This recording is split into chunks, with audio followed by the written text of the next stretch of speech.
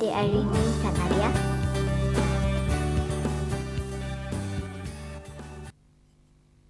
Comel sangat. Berapa umur dia, Irene? Setahun 3 bulan, tapi dah pandai bergaya. Kalau dia dapat baju baru, tentulah dia sibuk nak cuba semua. Ni gambar siapa pula? Ni gambar abang saya. Abang si comel tu jugalah. Patutlah comel. Tengok, abangnya pun kacak. Tu belum tengok kakak dia lagi.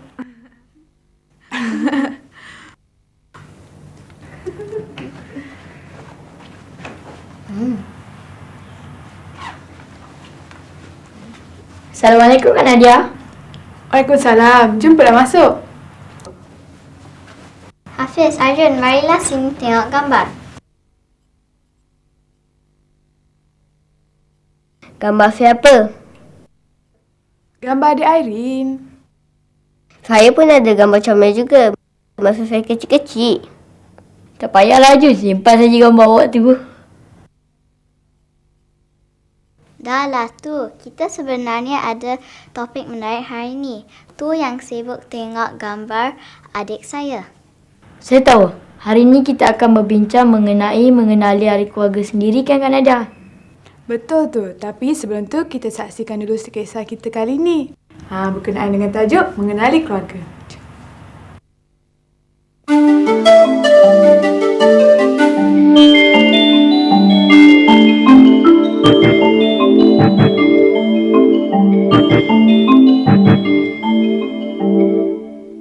Episod kali ini mengisahkan Zaki, seorang anak yang telah kehilangan bapanya. Walaupun begitu, dia masih mempunyai seorang ibu, seorang kakak dan seorang abang. Tiga beradik ini sering tolong-menolong antara satu sama lain di samping membantu ibu mereka di gerai kuih. Sekiranya Zaki bersekolah sesi petang, dia akan membantu ibunya pada sebelah pagi. Dan sekiranya dia bersekolah sesi pagi, dia akan membantu ibunya pada sebelah petang pula. Kakak Zaki yang bernama Nurul juga selalu membantu ibunya. Walaupun bakal menghadapi peperiksaan SPM tidak lama lagi, dia tidak pernah mengabaikan tanggungjawabnya dalam membantu ibunya. Abang Zaki pula baru sahaja mendapat pekerjaan di bandar. Walaupun tinggal berasingan, dia akan pulang seminggu sekali melihat keadaan keluarganya.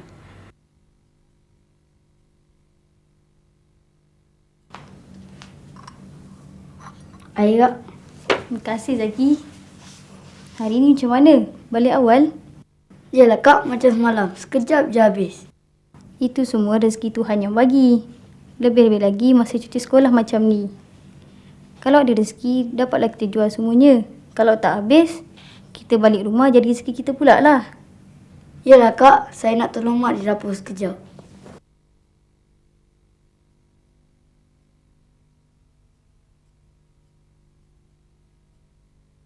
Zaki dan ibunya akan berniaga kuih-muih setiap hari. Sekiranya pada musim cuti sekolah, Zaki akan membantu ibunya pada waktu pagi dan petang. Pada sebelah petangnya pula, ibu Zaki akan menggoreng kuih di gerainya. Pada waktu petang, semakin ramai orang yang datang membeli kuih di gerai ibunya.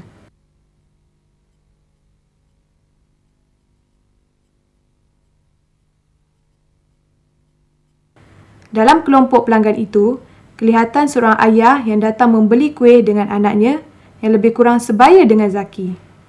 Daripada perbualannya dengan ibunya, Zaki mendapat tahu yang keluarga itu baru berpindah ke taman perumahan itu beberapa hari yang lalu. Zaki juga mendengar yang anaknya itu bernama Daniel dan keluarga tersebut sedang membersihkan rumah baru mereka. Oleh kerana kehabisan kuih yang telah digoreng, Ibu Zaki telah meminta agar ayah dan anaknya itu pulang dahulu ke rumah dan Zaki akan menghantar kuih itu ke rumah mereka apabila siap digoreng.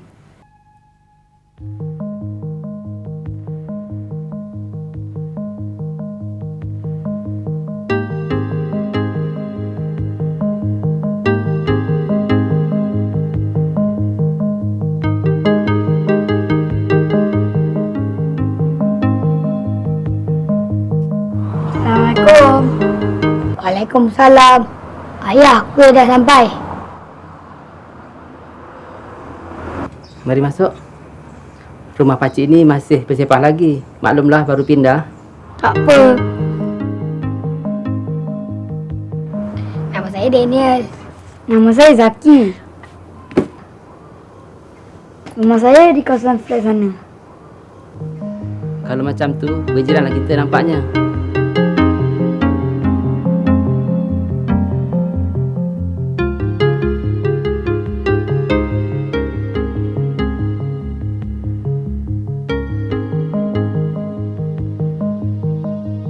Zaki telah menjadi kawan rapat kepada Daniel.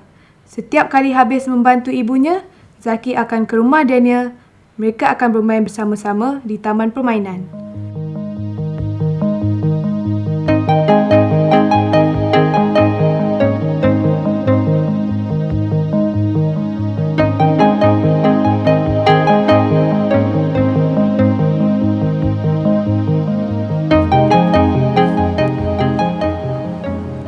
Kenapa ni Daniel?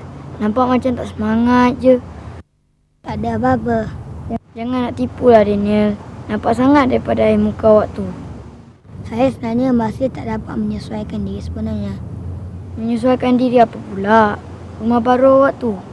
Bukan pasal rumah baru, tapi pasal keluarga saya. Kenapa dengan keluarga awak? Saya sebenarnya anak angkat. Saya diambil keluarga angkat saya 2 tahun yang lalu. Tapi sehingga sekarang, saya masih ada rasa janggal dengan mereka. Tak sangka awak anak angkat. Saya tengok mereka macam keluarga sebenar awak. Mereka memang baik dengan saya. Cuma saya saja yang kadang-kala rasa janggal dengan mereka. Zaki mendengar luahan daripada Daniel mengenai kejanggalannya bersama keluarga angkatnya walaupun telah bersama mereka selama 2 tahun. Walaupun Daniel merupakan anak angkat, tetapi kata Daniel, mereka tidak pernah menganggapnya seperti anak angkat. Daniel dijaga dan dibesarkan dengan sempurna dan penuh rasa kasih sayang dan tanggungjawab. Awak sepatutnya bersyukur Daniel. Kenapa? Sebab walaupun awak kehilangan keluarga awak sebenar, masih ada lagi orang yang sanggup menjadi ibu bapa angkat awak. Saya tahu. Jadi seelok-eloknya awak janganlah fikir sangat dengan perkara ni. Yang penting kita harus menghormati mereka seperti ibu kandung kita sendiri. Baiklah, saya akan cuba. Ini bukan nak cuba lagi, tapi dah jadi tanggungjawab kita sebagai anak.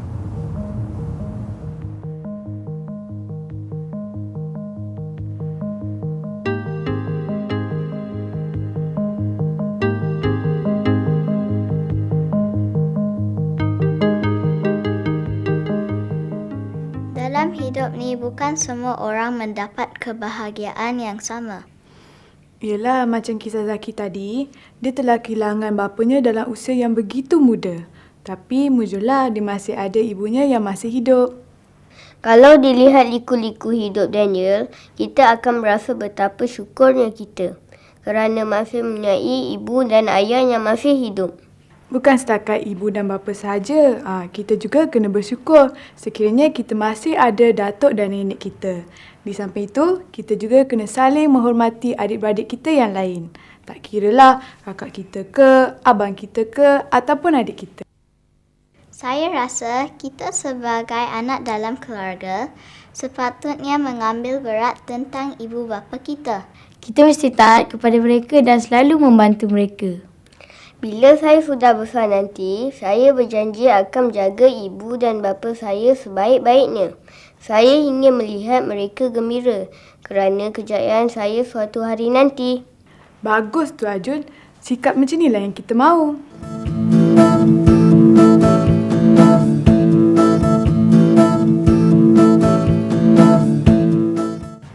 Baiklah adik-adik, hari ini kita ada seorang tokoh yang tidak asing lagi kepada kita, iaitu Tuan Haji Hushim bin Haji Saleh, kaunselor di Universiti Melaya.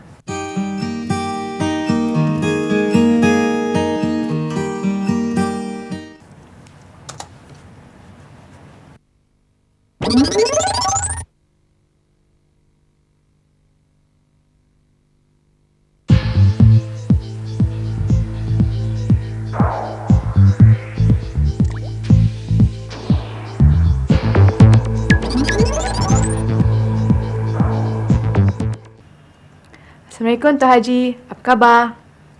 Waalaikumsalam warahmatullahi wabarakatuh. Dan khabar baiklah. Alhamdulillah. Adik-adik semua apa khabar? Baik. Kami di sini ingin sekali lagi menemu ramah Tuan Haji. Tapi kali ini tajuknya berkenaan dengan mengenali keluarga. Boleh, apa salahnya? Jadi apa soalan dia tu? Bolehkah Tuan Haji nyatakan apakah maksud keluarga asas dan keluarga kembangan? Dan bagaimanakah kita hendak menyayangi keluarga kita? Okey, dari segi keluarga kita bagi pada dua. Satu keluarga asas dan satu keluarga kembangan. Jadi keluarga asas ni biasanya meliputi ayah kita, ibu kita, adik-beradik kita, datuk kita, nenek kita. Jadi ini semua yang dimaksudkan dengan keluarga asas. Jadi itu penjelasan mengenai keluarga asas lah. Okey, keluarga kembangan ni pula maknanya ialah kita ada ayah saudara kita, bapa saudara kita, ibu saudara kita, sepupu kita, uncle kita ke, ataupun kita punya cousin ke, ataupun saudara-saudara yang dekat dengan kita lah. Itu dipanggil keluarga kembangan. Mana ada dua lah kat sini. Dan kalau kita tengok macam mana kita nak menyayangi dan hormat pada keluarga ni, yang pertama sekali ialah kita mesti ada rasa kasih sayang. Sayang, dia akan timbul rasa hormat. Dan kita rasa menghargai apa pengorbanan yang telah dilakukan oleh ibu dan ayah kita. Ini menyebabkan seseorang anak itu, kita akan rasa sangat menghormati ibu dan ayah kita. Sebab ibu bapa melahirkan kita, membesarkan kita. Kalau kita tengok ibu kita, macam mana mengandungkan kita 9 bulan 10 hari dengan penuh susah payah, kadang-kadang ibu tak sihat, dan lepas itu melahirkan kita pula, lepas itu membesarkan kita daripada kecil, lepas itu misalnya memberi segala kemudahan-kemudahan kepada kita, seperti misalnya pergi hantar ke tadika, hantar ke sekolah, beli permainan, dan berbagai-bagai lagi kemudahan yang beri selain daripada keperluan-keperluan asas. Kita tidak boleh sekali-kali membenci ataupun tidak menyayangi keluarga. Sebab keluarga ni ialah segala-gala dalam diri kita. Kemudian kita hendaklah memfikir juga bahawa dalam kehidupan kita ni, selain daripada memberi dari segi harta benda dan sebagainya, juga ialah kasih sayang. Kasih sayang ini yang sangat penting. Dan kasih sayang hanya boleh diberi oleh ibu dan ayah dan juga ahli keluarga. Tanpa kasih sayang, kita rasa seolah hidup kita ini tidak bermakna, walaupun kita ada wang yang banyak, kita duduk dalam rumah yang besar dan sebagainya. Dan kita juga hendaklah bukan saja menghormati ibu dan ayah, tetapi juga kepada kakak, kepada abang kita, kepada ahli-ahli yang keluarga kita, yang mana mereka ini juga banyak memberi tunjuk ajar kepada kita. Dan juga mungkin kita hormat juga kepada atuk kita, nenek kita. Hari ni ramai atuk-atuk nenek misalnya menjaga cucu, menjaga kita. Jadi jasa mereka ni kita tidak boleh biarkan begitu saja. Dan kita juga hendaklah menjadikan keluarga kita ni sebagai kawan, sebagai teman. Kadang-kadang kita bergurau senda dengan abang kita, dengan kakak kita, dengan ayah kita, dengan adik-beradik kita dan sebagainya.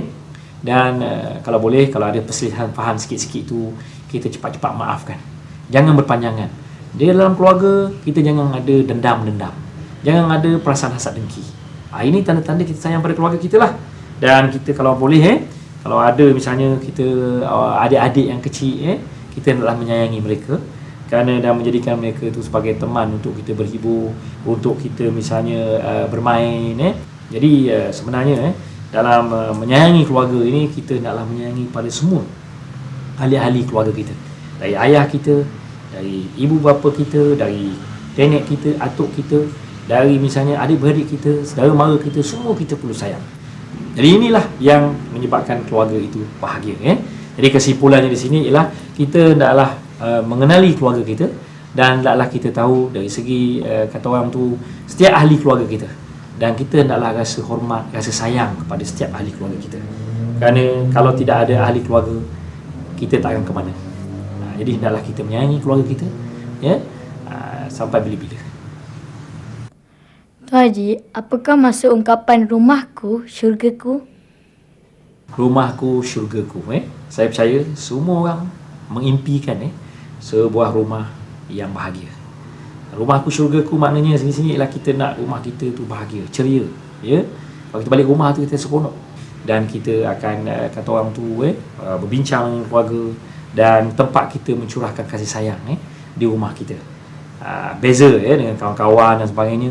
Berbeza dengan ibu dan ayah kita ataupun adik-beradik kita. Itu tempat kita mencurahkan kasih sayang. Tempat kita meluahkan perasaan.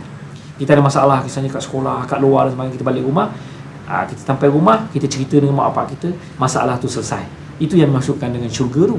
Dia kalau misalnya kita balik rumah, kita tak ada tempat nak mengadu dan sebagainya, itu dia terbaliklah. Bukan jadi syurga lagi dah. Jadi tempat yang begitu kata orang tu panas, tempat yang tidak menyeronokkan. Kita tak mahu rumah kita jadi tempat yang begitu panas dan tidak menyeronokkan. Kita nak rumah kita menjadi satu syurga. Syurga tidak semestinya rumah tu banglo, rumah tu besar, rumah kita pondok ke kecil ke, tetapi yang penting ialah dalam rumah tu ada keharmonian, ada keceriaan, ada gurau senda antara ibu bapa. Satu lagi ialah suka sikap tolong-menolong. Jangan ada sikap selfish ataupun penting diri sendiri. Jangan misalnya ada hasad dengki dengan adik-beradik. Ini semua akan menjadikan kita jadi rasa seronok, jadi rasa ceria. Di rumah tu kita balik rasa ceria. Sebab apa? Semua orang rasa penting dalam keluarga tu. Dan timbul rasa kasih sayang, timbul rasa misalnya keseronokan dalam keluarga tu. Inilah yang dimaksudkan dengan rumahku, syurgaku. Tuan Haji, bolehkah Tuan Haji Hushim nyatakan bagaimanakah cara hidup berkeluarga? Sekarang kalau kita nak misalnya nak menghidup cara hidup keluarga yang baik ni ialah dengan mana kita mengenali semua ahli keluarga kita. Kita kenal ahli keluarga kita. Baru timbul rasa sayang, rasa hormat tu. Contoh misalnya kalau kita sebagai anak, kita tahu siapa ayah kita. Ayah kita kerja kat mana. Ayah kita misalnya kelulusan universiti mana. Contoh Dan pukul berapa ayah kita pergi kerja, pukul berapa ayah kita balik. Begitu juga dengan ibu kita. Kita tahu latar belakang ibu kita. Ibu kita kerja kat mana, belajar sekolah mana dulu, apa hobi ibu kita, kan? Jadi bila kita tahu hobi ibu kita, ayah kita ni, maknanya kita boleh masuk lah. Katakan ibu kita misalnya suka main badminton. Nak wujudkan suku keluarga yang bahagia, kita ajak ibu kita main badminton. Tak salah Jadi ibu kita rasa seronok. Mana anak-anak memahami hobi dia, kegemaran dia. Jadi ini semua sebenarnya kita hendaklah sentiasa kata orang tu mewujudkan suasana yang harmoni dalam keluarga. Begitu juga misalnya kalau kita lihat kita nak mengenali misalnya abang kita, kakak kita. Jadi ini macam tu juga. Kita hendaklah sentiasa mengetahui abang kita belajar kat mana, abang kita sekolah mana. Dan abang kita misalnya kita perlu tahu juga dari tarikh lahir dia. Kadang-kadang kita adik-beradik kita kena ni, hari lahir ni kadang-kadang sensitif, tarikh lahir. Jadi kalau boleh misalnya kita tahu abang kita, dia minat baju colour apa, kakak kita misalnya minat tudung warna apa, minat misalnya baju warna apa, t-shirt warna apa, kita tahu. Jadi di sini masing-masing tahu dan kenal mengenali antara satu sama lain. Bila kenal mengenali antara satu sama lain ini kita katakan iaitu mewujudkan perhubungan yang mesra dalam keluarga. Saling misalnya mengenali antara satu sama lain. Kita tahu apa kelebihan, apa kelemahan adik-beradik kita, apa yang tak disukai oleh ibu dan ayah kita. Kita tahu apa yang ayah kita suka, apa yang ibu kita suka, sampai kepada makanan sekalipun. Kalau boleh kita tahu apa yang ayah kita suka, mungkin apa yang ibu kita suka. Mungkin kalau kita misalnya ada duit sikit ke, kita nak beli makanan ke untuk ayah dan ibu kita, mungkin kita boleh beli makanan kegemaran ibu dan ayah. Betul tak? Macam mana ayah dan ibu kita tahu kegemaran kita. Biasanya ayah-ayah tahu kegemaran anak-anak, tapi anak-anak kemungkinan ada yang tak tahu. Tak tahu kegemaran ayah dan ibu. Jadi kalau boleh di sini kita naklah mengetahui dengan lebih mendalam lagi tentang ahli keluarga kita. Dan yang seterusnya ialah kita naklah melahirkan kasih sayang. Senang je nak melahirkan kasih sayang ni dalam keluarga ni. Sebab setiap orang memerlukan kepada kasih sayang. Kasih sayang tu paling mahal sekali. Dan cara nak menunjukkan kasih sayang, satu ialah dengan cara kata-kata. Contoh kalau kita anak misalnya, kita pergi ke ayah kita, ayah nak pergi sekolah pagi misalnya, cakap dengan ayah, ayah, alum sayang ayah, cium pipi ayah, salam ayah. Bukan cium tangan saja, cium ayah kita, peluk ayah kita. Lepas tu kita cium mak kita, kita peluk mak kita. Nampak tu? Itu satu. Yang kedua, dengan cara ucap terima kasih. Kalau misalnya kat dapur mak kita masak sedap-sedap, cakap dengan mak, hari ni mak masak sedap, terima kasih banyak mak. Oh best lah mama, ada mama macam ni best lah. Jadi mama tu rasa seronok lah tapi kalau kita misalnya langsung tak ada ucapan terima kasih, tidak ada misalnya kita rasa penghargaan dan sebagainya, kemungkinan kita akan kehilangan kasih sayang itu. Dan seterusnya kita naklah juga meraihkan. Kalau misalnya hari-hari jadi dan sebagainya, kita bagi kad kepada ibu dan ayah kita, kepada abang kita, kepada kakak kita, kita naklah sentiasa bagi perkara-perkara seperti ini supaya jadi satu peringatan lah dalam keluarga kita. Dan semoga adik-adik semua berada dalam keluarga yang bahagia. Itu doa saya. Terima kasih.